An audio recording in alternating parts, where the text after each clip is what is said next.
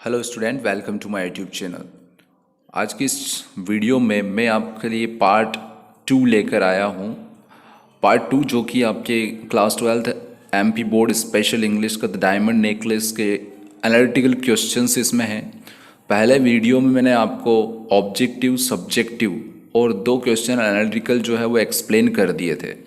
बाकी के जो क्वेश्चंस है उनको मैं यहाँ पर एक्सप्लेन करूँगा, लेकिन इस वीडियो में पूरे क्वेश्चंस जो है वो कवर नहीं हो पा रहे। जैसे मैंने आपको बोला था कि कुछ क्वेश्चन जो है 5 से 6 क्वेश्चन ही मैं इसमें कवर कर पाऊँगा, क्योंकि उससे ज़्यादा फिर वीडियो जो है वो बोरिंग भी हो जाता है और पूरे क्वेश्चंस आपको समझ भी नहीं आ पाते और याद भी नहीं रह पाते हैं। तो इसलिए इसमें 5 से 6 क्वेश्चन ही मैंने इंक्लूड किए हैं। थर्ड क्वेश्चन से मैं यहाँ पर डिस्क्राइब करूँगा, क्योंकि 2 क्वेश्चन ऑलरेडी हो चुके हैं। तो चलिए शुरू करते हैं अपन थर्ड क्वेश्चन से। Question is what is the moral of the story the diamond necklace. इसका मोरल क्या है?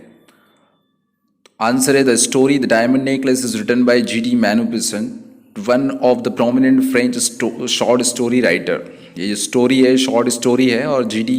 Maupassant ने ये लिखा है और इसका नाम द डायमंड नेकलेस है। It has a rich moral for the readers, और अपने रीडर को ये बहुत अच्छा गहरा संदेश देती है। इन द स्टोरी में क्या होता है? Mathilde Loisel was the daughter of a clerk and because of slip of fate, यहाँ पे बिकॉज की स्पेलिंग सही कर लेना आप लोग। Because of slip of fate she was married to another economical clerk. Mathilde Loisel जो है एक क्लर्क की बेटी रहती है और अनफॉर्चुनेटली, बदकिस्मती से, slip of fate means unfortunately, उसकी शादी जो है दूसरे एक क्लर्क से हो जाती है। Who had a good job in the ministry, जिसका मिनिस्ट्री में एक अच्छी जॉब भी रहती है। And was satisfied with his life, और वो अपनी लाइफ से संतुष्ट रहता है। ऑन द अदर हैंड, दूसरी तरफ, methyl was an ambitious lady and wished luxurious life. दूसरी तरफ उसकी वाइफ यानी कि मैथल लॉयसल जो है वो एक एम्बिशियस लेडी रहती है और वो लग्जरी लाइफ को विश करती है, यानी कि चाहती है। In order to satisfy her desire, और अपनी डिज़ायर को सेटिस्फाई करने के लिए एक बार क्या करती है वो, she borrowed A necklace from one of her rich friend for the ball which was not real and unfortunately loss the necklace. वो अपने फ्रेंड से एक नेकलेस उधार ले लेती है जो कि वास्तविक नहीं होता है, यानी कि रियल नहीं होता है, ओरिजिनल नहीं होता है, बल्कि वो डुप्लीकेट होता है, और बदकिस्मती से वो नेकलेस गुम जाता है। That single event ruined her entire life, और ये छोटी सी एक घटना मात्र उसकी पूरी ज़िंदगी को तबाह कर देती है। The story summed up, story में जो मोरल है वो क्या है? All the glitters is not gold, सारी चमकदार चीज़ें जो है वो सोना नहीं होती है। Mathilde's value are superficial, Mathilde की जो वैल्यूज़ थी वो सुपरफिशियल थी। And she only attach importance to external appearances, उसको बाहरी दिखावा पसंद था। She fails to recognise that everything that looks attractive is not valuable, वो असफल हो जाती है ये फाइंड करने में कि अट्रैक्टिव दिखने वाली चीज़ हमेशा कीमती होती है तो नहीं होती है, यानी कि कीमती वो, ये वैल्यू पहचानने में वो असफल हो जाती है। And page the price of her mistake, और जो ये मिस्टेक करती है उसकी कीमत भी उसको चुकाना पड़ती है। The another moral from the story that can be summed up is that over ambitious, easy word यहाँ से आपको काट देना है, इसको लिखना है आपको ओवर एम्बिशियसनेस। तो ओवर एम्बिशियसनेस जो है कैन ruin वंस लाइफ, वो व्यक्ति की ज़िंदगी को तबाह कर देती है। The attraction towards that thing which is not possible to achieve can be proved a cause of fall, व्यक्ति के लिए ऐसा फील होता है जैसे कि वो आसमान से ज़मीन पर आ गिरा हो। अगर कुछ भी वो ऐसा करने की कोशिश करता है, चाह रखता है, जो कि उसकी ज़िंदगी में अचीव करना संभव नहीं है, तो ये बहुत बुरी तरीके से असफलता होती है, या व्यक्ति जो है वो बहुत बुरी तरह से गिर जाता है। नेक्स्ट फोर्थ क्वेश्चन है, write a notice for displayed prominent places as Mathilde would have put up when the necklace was lost. आपको एक नोटिस लिखना है मैथल की ओर से, वो चाहती है कि ये नोटिस जो है वो प्रोमिनेंट प्लेसेस, यानी कि जहाँ पर ज़्यादातर लोग देखें उस जगह लगा दें। तो स्टूडेंट्स, नोटिस की लिमिट जो है वो 50 वर्ड 70 वर्ड्स तक हो सकती है मैक्सिमम। मैंने शॉर्ट एंड स्वीट लिखने का कोशिश की है। फॉर्मेट आपके सामने, नोटिस आपको हेडिंग डालना है, डेट लिखना है, लॉस्ट, क्योंकि लॉस्ट आइटम के बारे में आप लिख रहे हो। I have lost my necklace last night somewhere on the street when I was returning to home with my husband. और आगे आप ऐड कर सकते हो फ्रॉम द बॉल और पार्टी, तो थोड़े वर्ड बढ़ जाएंगे। The necklace has a great value, यहाँ पर हा है, ए आ रहा है, तो वो हैज़ है, एक्चुअली थोड़ा मिस प्रिंट हो गया टाइप करने में। The necklace has a great value for me because I have borrowed it from one of my close friend and it may be emotionally attached to her. यह हो सकता है कि मेरी फ्रेंड का बहुत इमोशनली अटैच्ड हो, लेकिन यह मैंने घुमा दिया है। Anyone who finds it should return it to me, किसी को भी ये मिले तो उसको मुझे रिटर्न कर देना चाहिए। One who finds it will be rewarded, जिसको भी ये मिलेगा उसको रिवॉर्ड दिया जाएगा। नीचे उसका नाम हो गया मैथिल ए सिटीजन, क्योंकि वो एक सिटीजन है इसलिए। इसमें थोड़ा कुछ ऐड कर सकते हो आप, जैसे कि anyone who finds it should return it to me, इसके आगे आप लिख सकते हो कि my contact number is and my address is given below, ऐसा आप लिख सकते हो, तो थोड़े वर्ड लिमिट और बढ़ जाएगी। The next question is write a short speech on your ambition and how you intend to achieve with proper format. Proper format में आपको अपने ambition के बारे में लिखना है और आप किस तरह से उसको अचीव करेंगे। तो ये आपको खुद लिखना है, क्योंकि सभी का ambition जो है वो अलग अलग होता है। तो पहले आपको पिछला वीडियो देखना चाहिए जिसमें मैंने फर्स्ट क्वेश्चन जो है वो ambition के ऊपर लिखा है। तो ambition क्या होता है उससे आपको समझ आएगा एम्बिशन आपको क्या क्या प्रोवाइड करेगा। वो एक और क्वेश्चन आगे है, उसका ये सिमिलर क्वेश्चन है, उससे भी आपको हेल्प मिल जाएगी, मैं बता दूंगा कैसे। सिक्स्थ क्वेश्चन है explain the word show off and reality of life, explain their by example. Example देकर आपको एक्सप्लेन करना है कि शो ऑफ और रियलिटी ऑफ लाइफ क्या है। The phrase show off refers to behave in a way that is intended to attract attention or admiration and that other people often find annoying.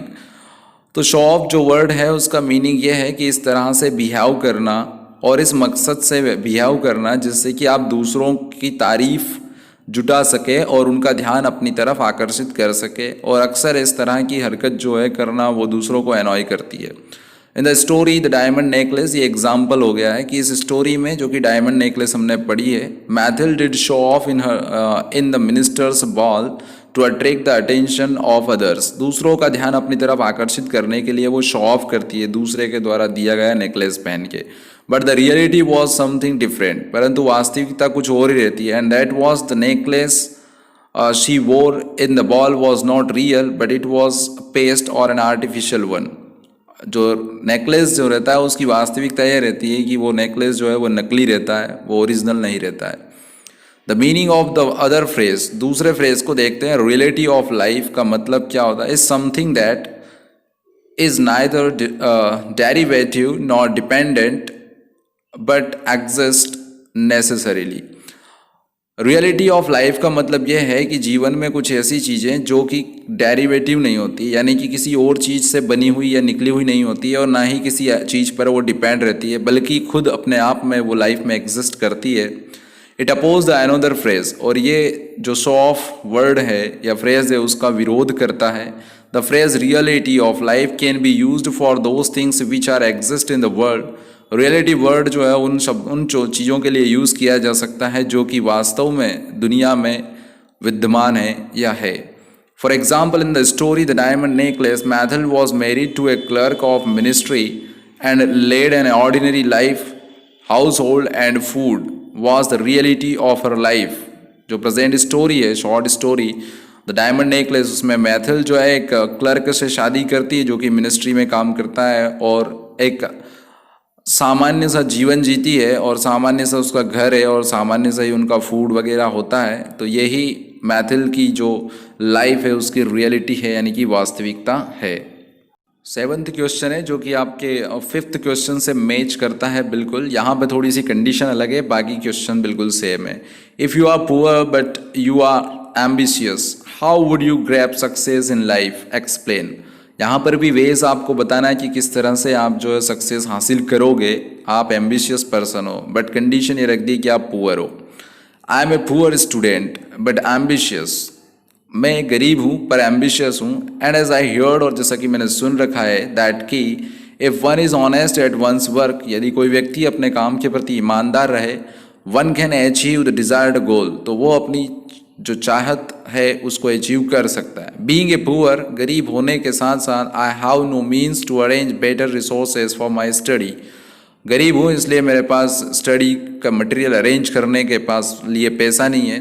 But I will try my best to have a good talent, परंतु मैं कोशिश करूँगा कि मेरे पास बहुत अच्छा talent हो।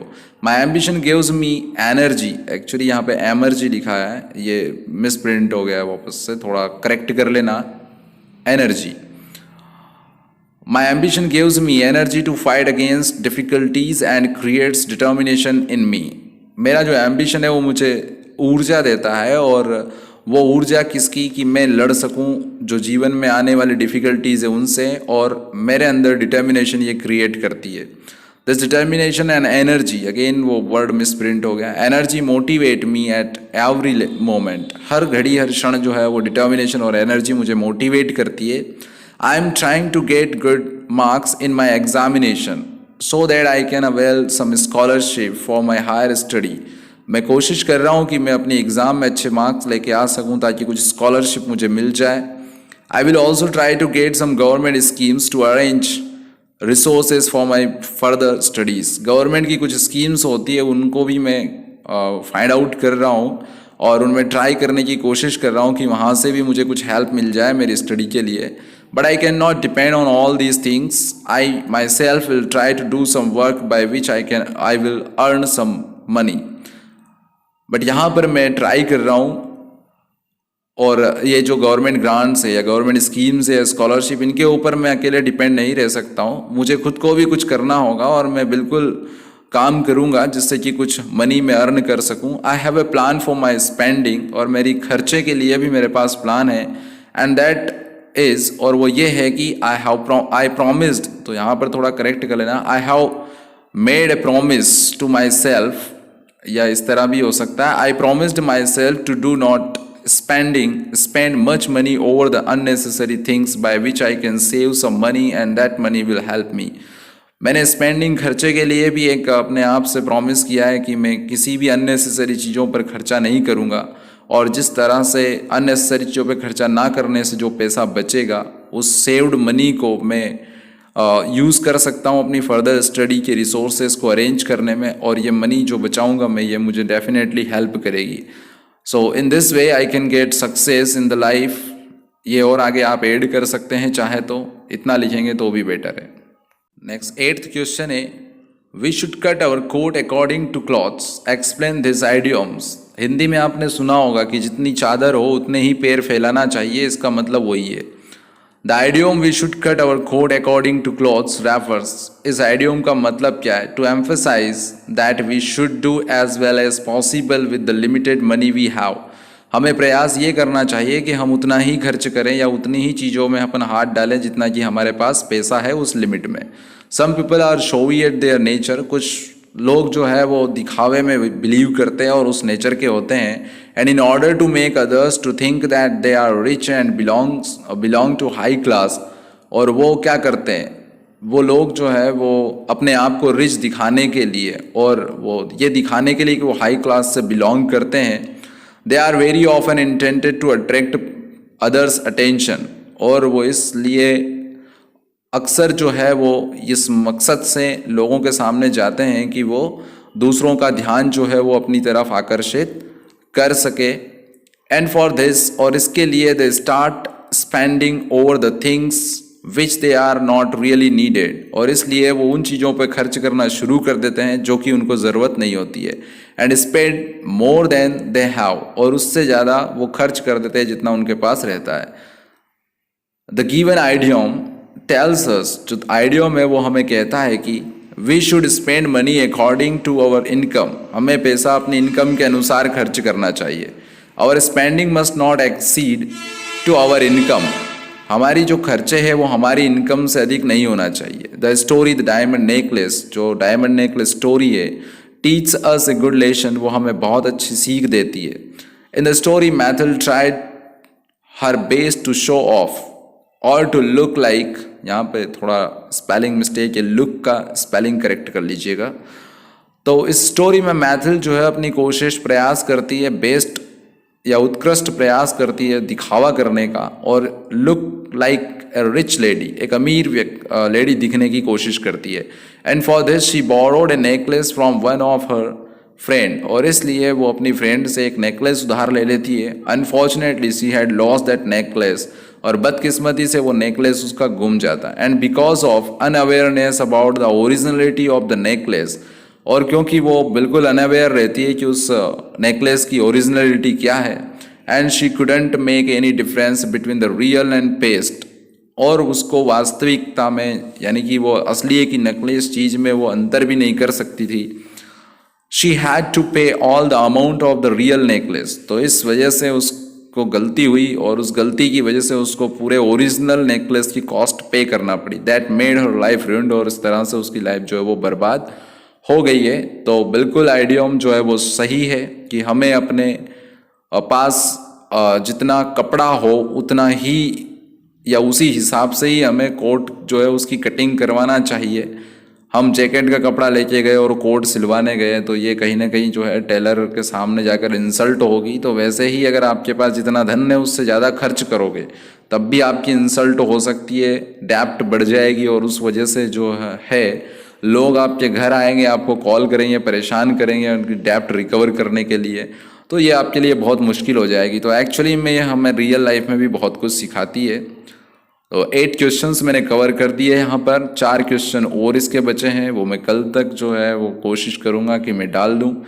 तो आप कंटिन्यू रखिए अपने स्टडी को। और टोटल 13 लेसन्स जो है बचे हैं डिडक्शन के बाद।